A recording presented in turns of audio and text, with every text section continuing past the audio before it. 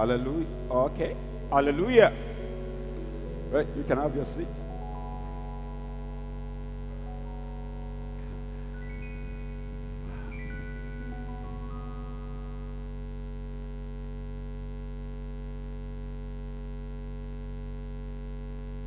I come before you today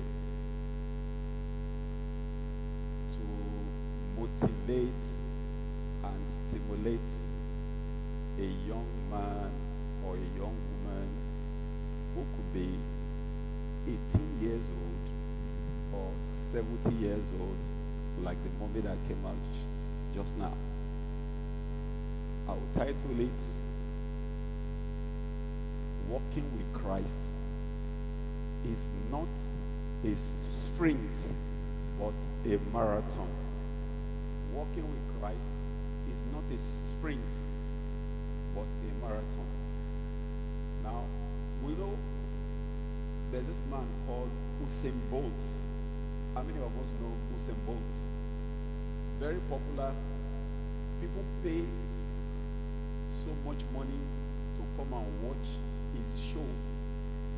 And when he wants to do the show, they line up about 8 men. On your marks, get set, go. Pam, pam, pam, pam. 9 seconds. No, 9.52 seconds. The whole thing is over. But when they want to run a marathon, the Kenyans are always there. They have prepared from the day they were born, and it takes hours. Sometimes they drink water on the way, some of them fall down, but the most revered real athletes are those marathon runners. Now, while I was there last week, early in the week on Wednesday, I gave you a bit of my background. So what I'm going to do today, I will just use myself as an example that anybody can be bigger, much better, and much more successful in his walk with Christ than I've done in my little life. Now, by the way, I told you earlier on that I was a Muslim, and along the line, Jesus found me and I got born again.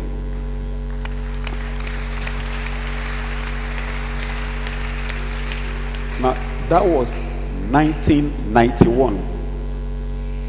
Now, this teaching today, you must write some things down before, later on, you will end up writing some things down, which I'll tell you. Now, when I got born again in 91, I didn't even know, I didn't even carry a Bible to the church. All I carried was one book titled How to Win Friends and Influence People by Dale Carnegie. That's what I bring to the church. And as the pastor preach, I've been trying to see, is there something about what he's saying in that my own Bible? And why did I love the book? I'll still implore some of you to buy it. Now, the first thing in the book is that it said 3 rules to success. Never criticize, condemn, or complain. I've been battling to fulfill that principle 1 till date. Never criticize, condemn, or complain. Number 2, it says see things from the other person's point of view. Number 3, say make the other person feel that the idea is his. Those are very funny things. Can you imagine if the world is like that? Would there be war? But I found out everything the pastor says, he will say, until you come into Christ, until you give your life. Okay, I will remove my heart and give. Somehow, November 91, I said, let me even go, Seth. Let me give. I hope I will come out of this church alive by the time I give the life. And I found out, it's just about an assent. Something happened in the spirit that I don't really know of. But it took me 2 years. When I started attending service, to now find out is one thing to give your life to Christ. That is, I have the person of Christ, so I'm sure I'm going to make heaven. But to have the person, to operate the principle of Christ, at least I will make it first of all, like the beggar at the gate in heaven. But Father Abraham is there too, isn't it? Extremely rich.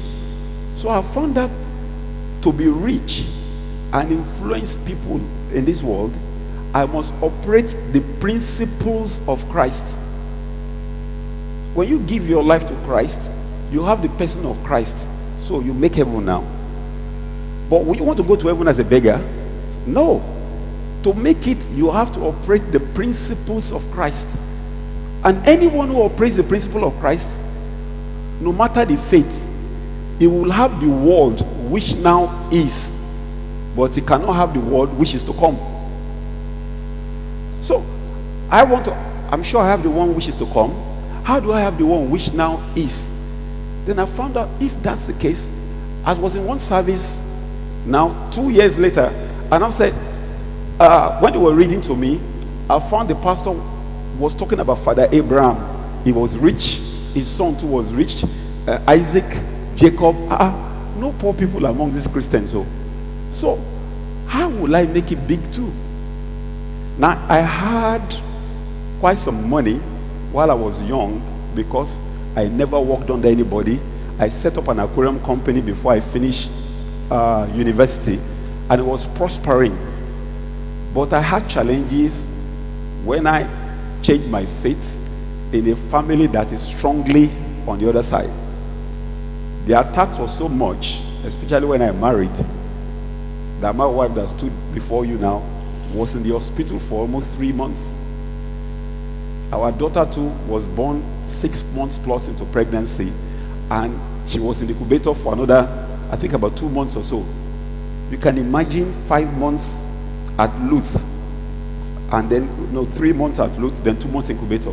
No matter the money you have, it will just finish. So from there we move from 3-bedroom apartment executive to one room store.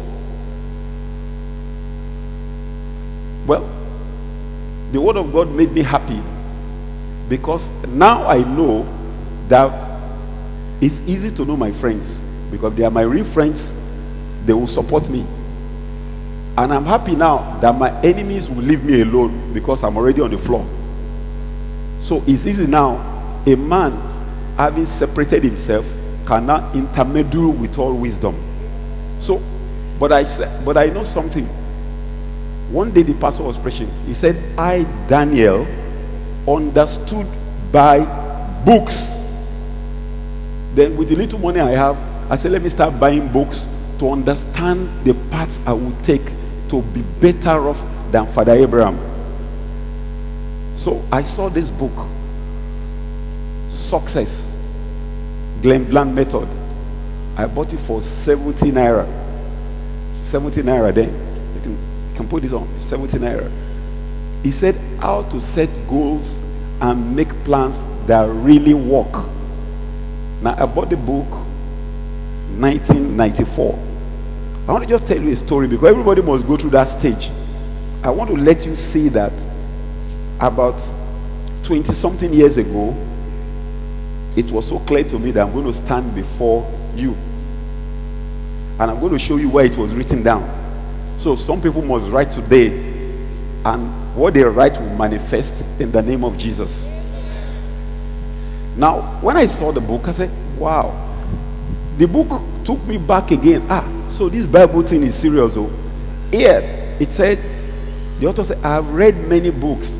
I spent many hours listening to record and tapes, to program my mind for happiness and success. He said, techniques and methods change, but principles never do.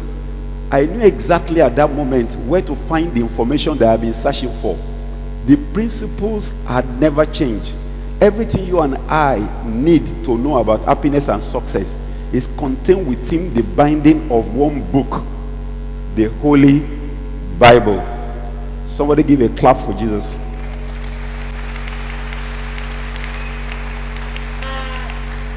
So when I saw this, I found out, first of all, I had the privilege of being in my pastor's library, and I saw that his copy of this book looked like a mechanic read it. You can see my own too.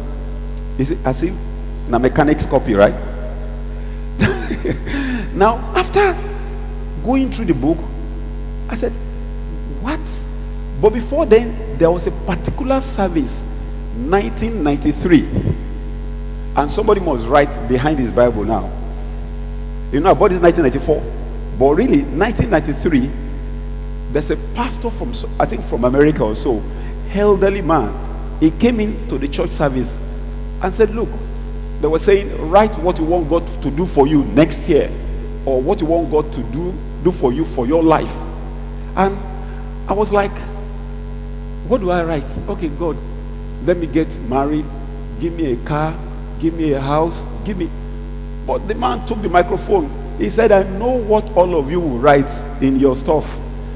Let me teach you what you need to ask God for, because that's what will endure for you, your children's children.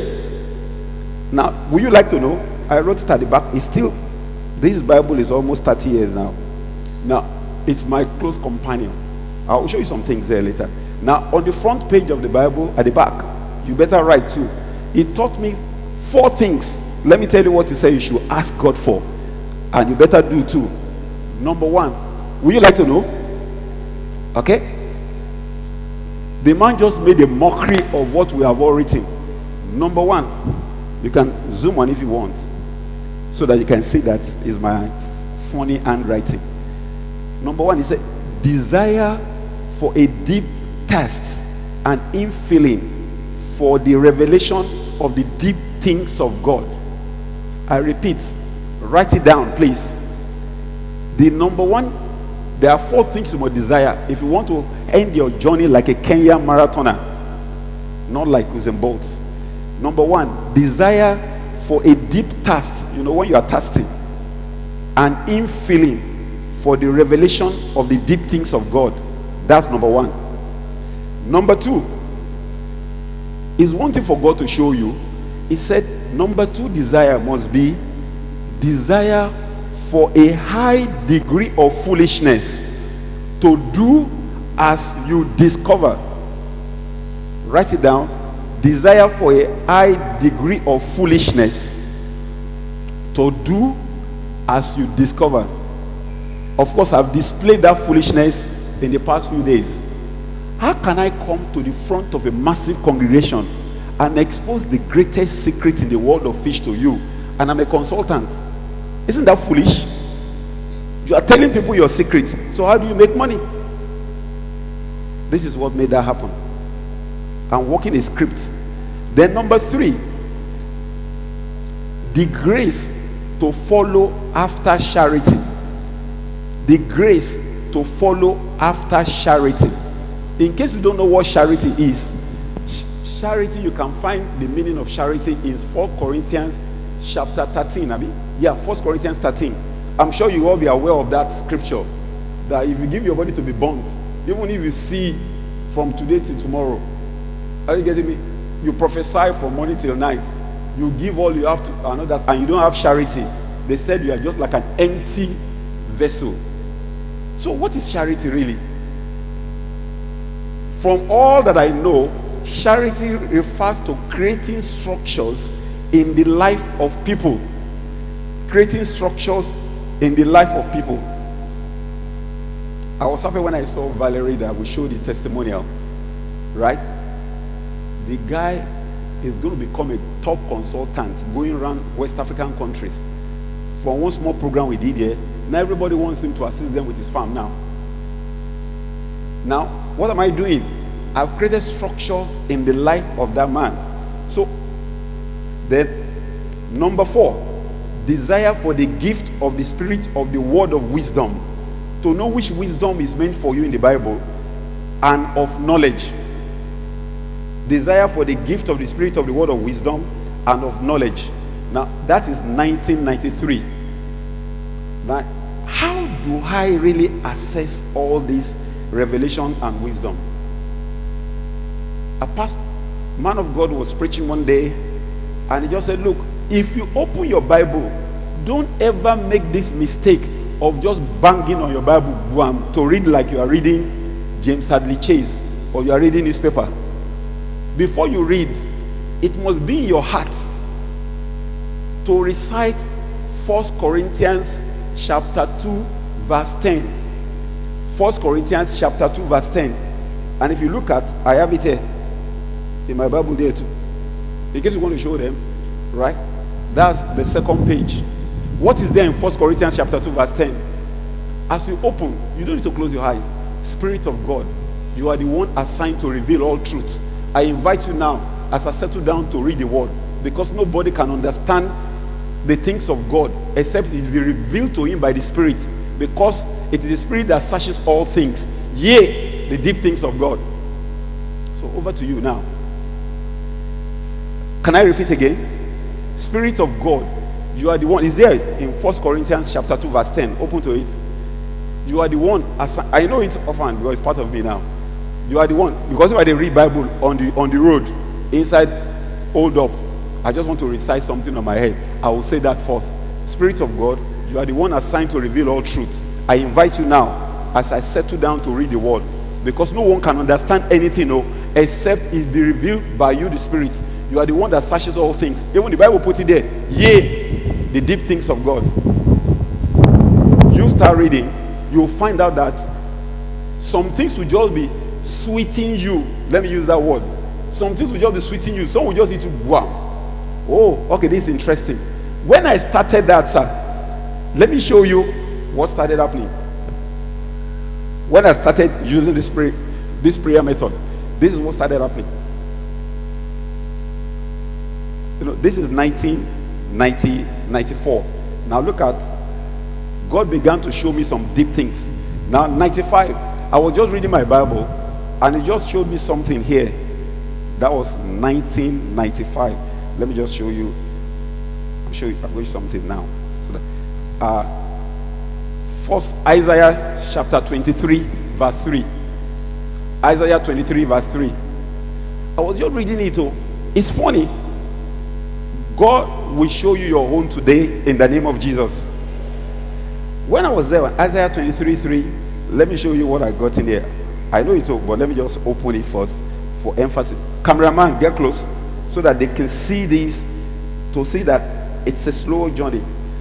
What we have there is that, and by great waters of the seed of Sion, the harvest of the river is our revenue, and she's a mart of nations.